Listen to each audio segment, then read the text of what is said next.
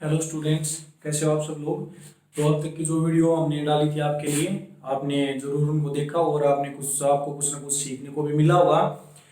तो पिछली वीडियो के अंदर हमने क्या किया था भाई, कि जो आपकी इक्वेशन ऑफ मोशन है, यानी जो फॉर्मूले आपके यूनिफॉर्मली एक्सीलरेटेड मोशन के, उनको हमने ड्राइव करके बताया था, अलग अलग मेथड का यूज करके, कैलकुलस मेथड का यूज करके, वेलोसिटी टाइम ग्राफ का यूज करके और स्ट्रेट लाइन वाला मेथड हमने यूज किया था उसके अंदर।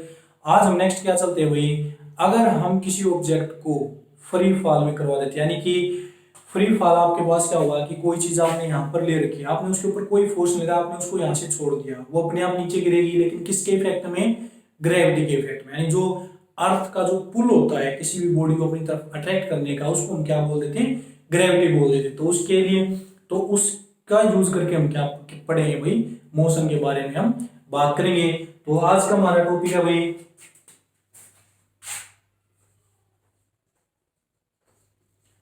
Motion of an object under free fall. कि ऑब्जेक्ट के मोशन के बारे में बताएंगे कहां पर भाई?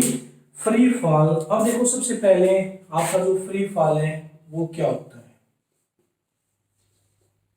फ्री फॉल यानी जब कोई बॉडी ऊपर से नीचे की तरफ गिराई जाती है, लेकिन हमने उसके ऊपर कोई फोर्स नहीं लगाया, हमने यहाँ पर उसको होल्ड कर रखा था, हमने उसको छोड़ दिया, तो अपने आप नीचे आएगी।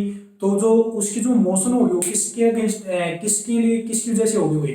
ग्रेविटी की वजह से।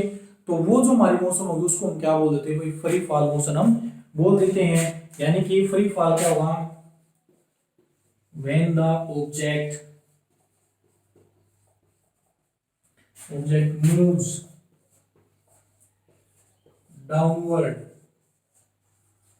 downward from a height, from a certain height under the effect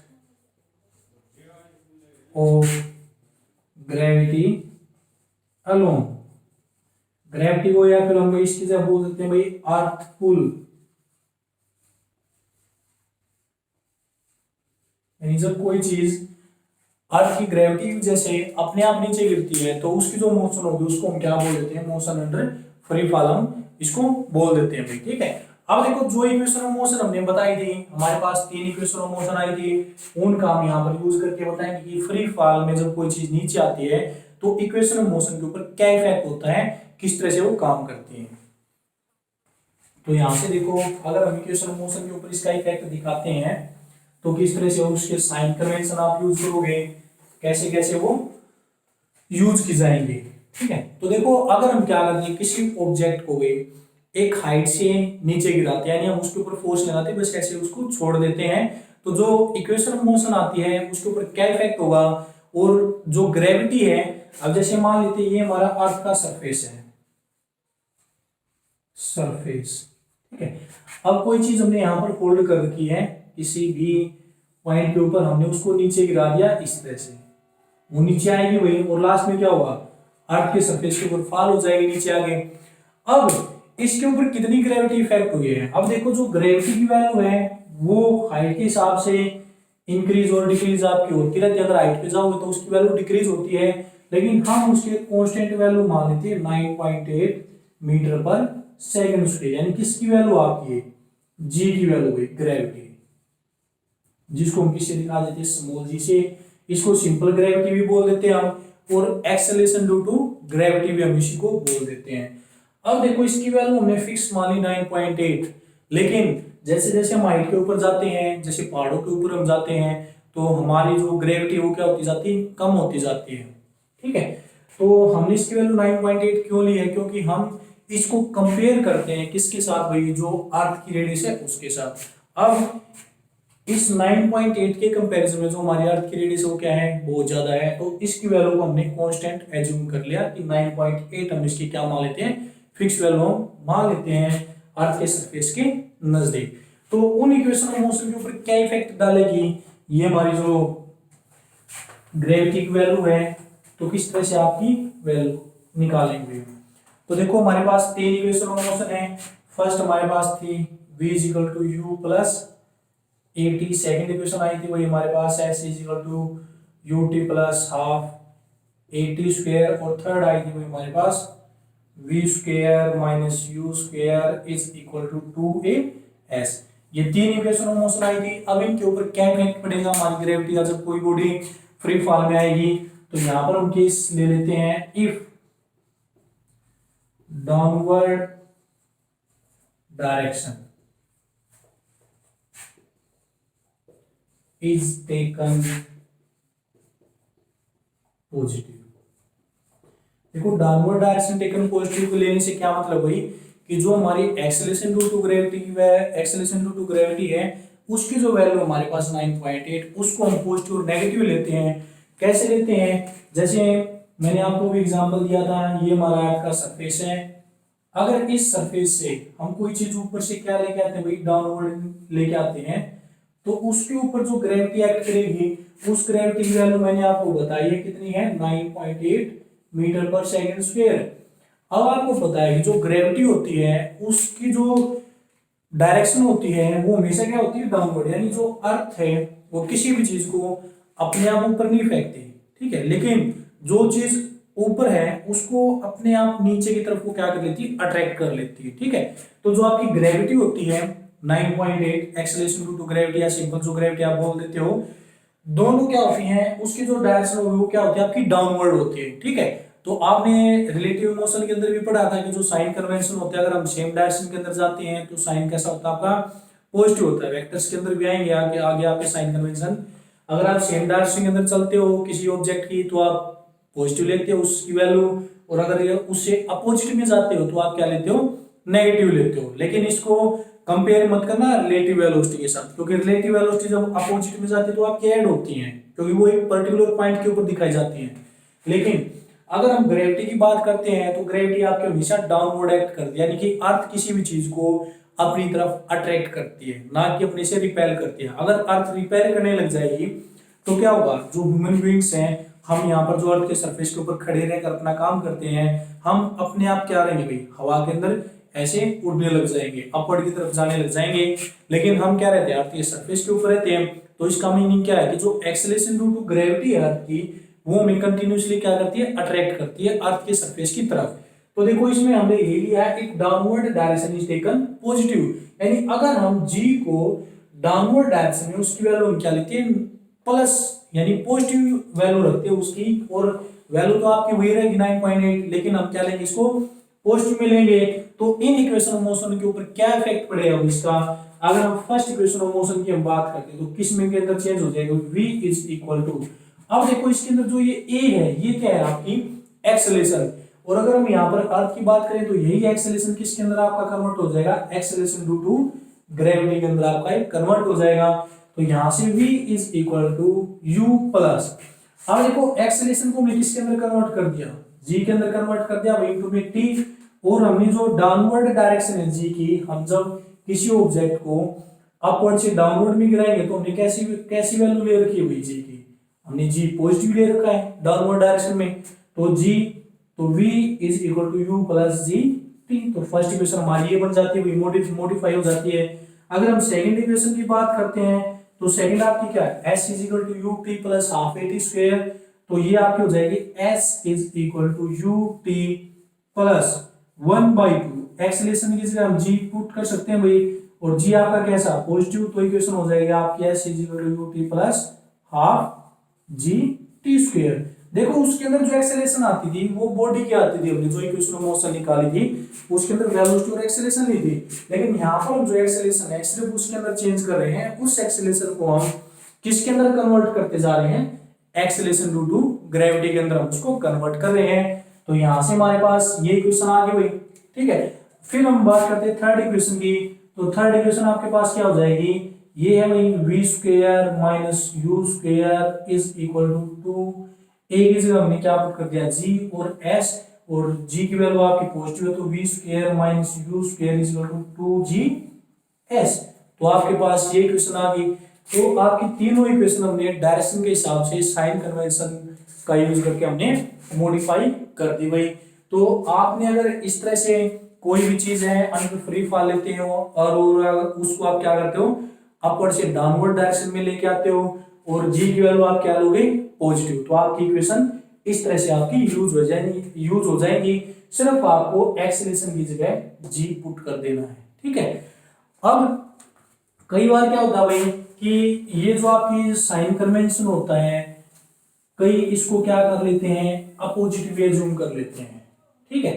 इसको क्या कर लेंगे, नेगेटिव वे जूम कर लेंगे। If downward direction is taken as negative way, अगर इसको क्या करते हैं, नेगेटिव वे जूम कर लेते हैं। एंड देखो वो आपके अंडरस्टैंडिंग के ऊपर है कि जब कोई चीज अपोजिट डायरेक्शन में जाती है तो हम उसको नेगेटिव वे जूम करते हैं, और कोई सेम डायरेक्शन में जाती है तो हम उसको क्या करते हैं, पॉजिटिव वे जूम करते हैं।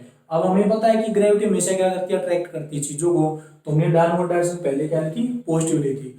लेकिन कई बुक्स के अंदर इसको नेगेटिव भी बता सकते हैं, तो आपको ध्यान रखना है आप किस डायरेक्शन को कैसे एज्यूम कर रहे हैं, और आपने फिर वही साइन कन्वेंशन पूरे उसके अंदर यूज करने हैं, ठीक है। अगर आप डाउनवर्ड नेगेटिव में ले रहे हो तो जब तक आपका डेरिवेशन चलेगा या फिर आप जो भी न्यूमेरिकल सोल्व कर रहे हो, तो उस केस में आपने डाउनवर्ड डायरेक्शन को क्या रखना है, नेगेटिव ही रखना है, तब आपकी वैल्यू ठीक आएगी।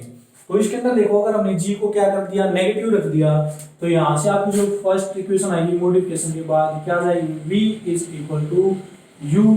अब देखो यहाँ पर क्या था आपका प्लस जी टी था ना भाई, तो यहाँ पर हम क्या करेंगे, प्लस जी की वैल्यू के बाद हम निकाले ली नेगेटिव इंटू में टी, तो v is equal to u minus g t. तो आपकी फर्स्ट इक्वेशन मॉडिफाई होगी, प्लस की जगह आपका क्या जाता है, माइनस का साइन आ जाता है, पॉजिटिव और नेगेटिव के अंदर आपका क्या आएगा, चेंज आएगा। इसी तरह अगर आप सेकंड इक्वेशन को देखते हो तो s is equal to u t plus 1/2 जी की जगह क्या लेगी, माइनस जी टी। तो आपकी इक्वेशन हो जाएगी s is equal to u t minus 1/2 g t square, ठीक है। तो सेकंड इक्वेशन आपकी मॉडिफाई हो गया आगे भाई। अब थर्ड इक्वेशन जो आपकी आएगी वो क्या आ जाएगी, v square minus u square is equal to 2as। तो यहां से क्या जाएगा, v square minus u square is equal to 2 minus g into में एस, तो हो जाएगा भाई v square minus u square is equal to minus 2g's। तो ये बात आपने ध्यान रखनी है कि आप जो भी डायरेक्शन एज्यूम कर रहे हो तो उस डायरेक्शन में आपकी जो g की वैल्यू है वो आपने कौन सा केस फॉलो किया है। अगर आप डाउनवर्ड डायरेक्शन नेगेटिव ले रहे हो तो आपकी इक्वेशन ये आ जाएगी नेगेटिव साइन वाली, और अगर आप डाउनवर्ड डायरेक्शन पॉजिटिव ले रहे हो तो तीनों इक्वेशन, यानी कि देखो ऐसा नहीं करोगे कि अगर आप डाउनवर्ड डायरेक्शन नेगेटिव ले रहे हो तो आपने फर्स्ट इक्वेशन यूज की तो उसके अंदर नेगेटिव साइन लगा दिया, लेकिन दोबारा अगर इक्वेशन आपने यूज करनी पड़ी तो उसके अंदर आपने पॉजिटिव साइन लगा दिया, ऐसा नहीं होगा। अगर डाउनवर्ड डायरेक्शन में आप जितनी भी इक्वेशन ऑफ मोशन यूज करोगे उन सभी में अगर आपने नेगेटिव वाला केस फॉलो किया है तो क्या लगाओगे, नेगेटिव साइन वाली ही इक्वेशन आपने यूज करनी है, ठीक है। तो ये आपकी डायरेक्शन के अकॉर्डिंग आपने क्या कहा कि कोई ऑब्जेक्ट जब फ्री फॉल के अंदर आता है तो कैसे कैसे आप उसकी डायरेक्शन को पॉजिटिव और नेगेटिव दिखाओगे। नेक्स्ट हम चलते हैं भाई अपने जो रिएक्शन टाइम होता है किसी भी चीज के लिए वो होता क्या है और उसको हम कैसे देखते हैं, तो उसके बारे में हम आपको बताएंगे।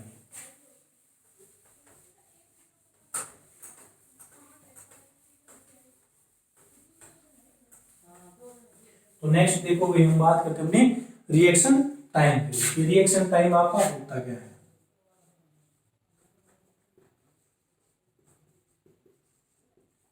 Reaction time.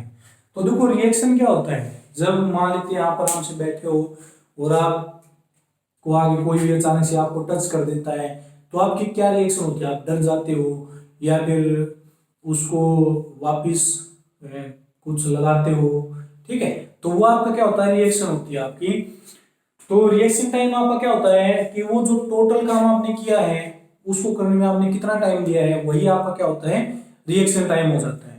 तो एक होता है ऑब्जर्वर आपका, ठीक है। ऑब्जर्वर क्या होता है, जो ऑब्जर्व करता है। जैसे मान लेते हैं आप गाड़ी के अंदर ट्रेवल कर रहे हो, रोड के ऊपर आप आराम से गाड़ी ट्रेवल आराम से चल रहे हो गाड़ी में बैठ के, एक्सीडेंटली यानी अचानक से क्या जाता है भाई, एक कोई भी जैसे जानवर एनिमल आपकी रोड के ऊपर आ जाता है तो आप पहले क्या करोगे, उसको देखोगे कि भैया आगे रोड के ऊपर आ गया, फिर आप क्या करोगे, सोचोगे कि मुझे ब्रेक लगाने हैं या फिर साइड में से पास करवा लेनी है अपनी गाड़ी, ठीक है। तो सबसे पहले आपने उसको क्या किया, ऑब्जर्व किया, फिर आपने क्या किया, थिंक, यानी आपने सोचा, और फिर बाद में आप क्या करोगे, एक्ट करोगे, यानी आप ब्रेक लगाने हैं तो ब्रेक लगाओगे, या फिर साइड में से निकालने हैं तो साइड में से निकालोगे। तो ये जो आपने तीन चीजें की हैं, ऑब्जर्व, थिंक और एक्ट, इन तीनों को करने में जितना भी टाइम लगा है वही आपका क्या होता है, रिएक्शन टाइम हम बोल देते हैं। तो रिएक्शन टाइम क्या होता है, the time in which an observer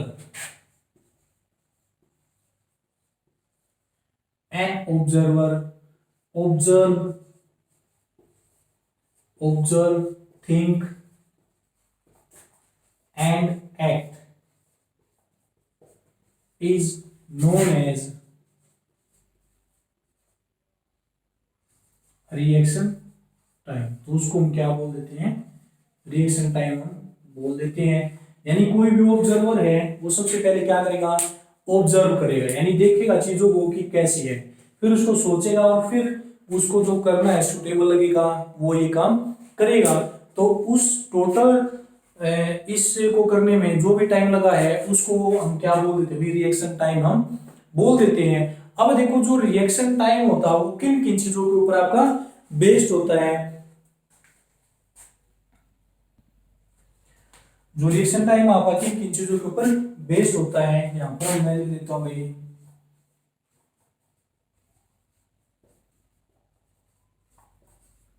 reaction time based upon, कि किन चीजों के ऊपर ये बेस होगा भाई। तो देखो कई बार क्या होता है कि हमारे पास कुछ ऐसी सिचुएशन आ जाती है कि हमारे पास बहुत कम टाइम होता है किसी रिएक्ट करने के लिए किसी भी रिएक्शन के अंदर।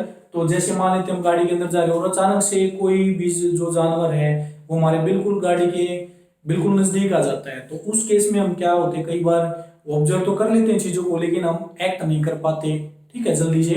तो जो रिएक्शन टाइम आपका सबसे पहले हमारा किसके ऊपर डिपेंड करेगा, प्रेजेंस ऑफ माइंड के ऊपर, प्रेजेंस ऑफ माइंड, कि अगर जो कोई भी आदमी ह्यूमन बींग्स अगर वो क्या है कि आपका मेंटली प्रेजेंट है उस टाइम में, तो क्या कर जाएगा, रिएक्ट कर जाएगा आपका, ठीक है, यानी कि उस सिचुएशन के अंदर वो थिंक भी करेगा और एक्ट भी कर जाएगा। लेकिन दूसरा हमारे पास क्या होता है कि कॉम्प्लेक्सिटी ऑफ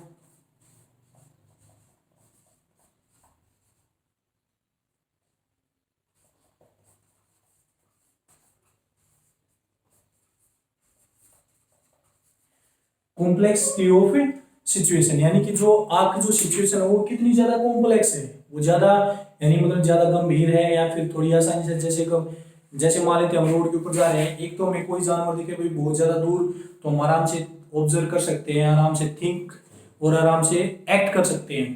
तो हमारी जो सिचुएशन है वो इतनी ज्यादा कॉम्प्लेक्स नहीं है।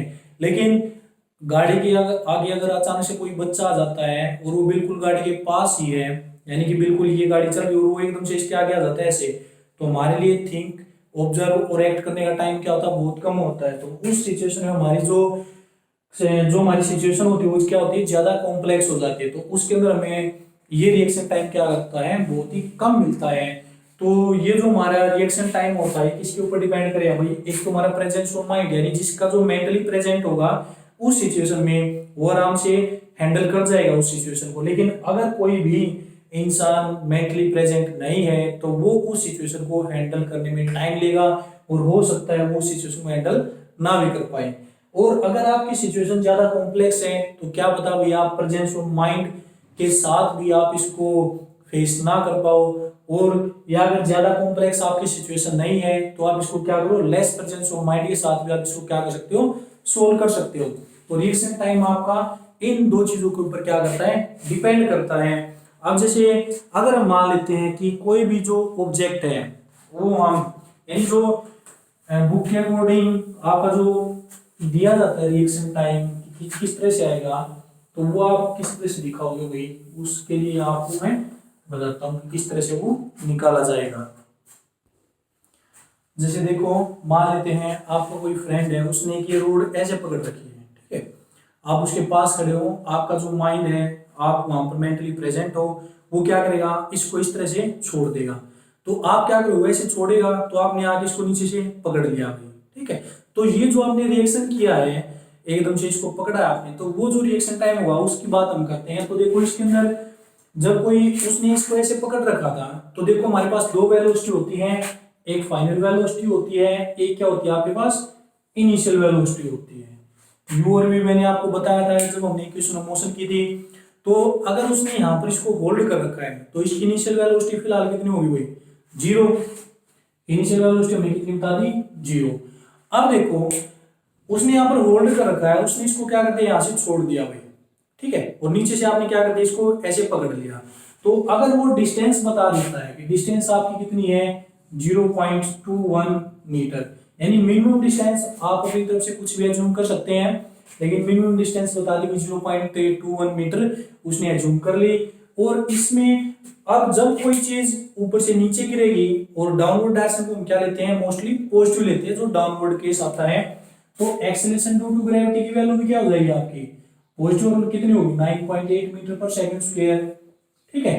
तो इसके तरफ में क्या निकाला, उसका रिएक्शन टाइम हमें कैलकुलेट करके बताना है। इसके अंदर देखो फाइनल वेलोसिटी अगर आपको नहीं भी दी जाती है तो कोई बात नहीं, हमारे पास 3 इक्वेशन ऑफ मोशन है, तो 2 के अंदर तो हमारी फाइनल वेलोसिटी यूज होती है, लेकिन अगर जो सेकंड इक्वेशन है c equal to ut plus half a t square, यहां से हम क्या कर सकते हैं भाई, निकाल सकते हैं अपना रिएक्शन टाइम। तो यहां से देखो s की वैल्यू आपको कितनी दे रखी है, 0.21, u की वैल्यू आपके पास 0 है, इनटू में t प्लस 1/2, एक्सेलरेशन की वैल्यू 9.8, और इनटू में आपका क्या होगा, t स्क्वायर। तो ये टर्म आपके पास क्या होगी, टोटली 0 हो जाती है भाई। अब इसको कैलकुलेट करोगे यहां से t की वैल्यू, तो 0.21 is equal to 9.8 divide by 2 into में t स्क्वायर।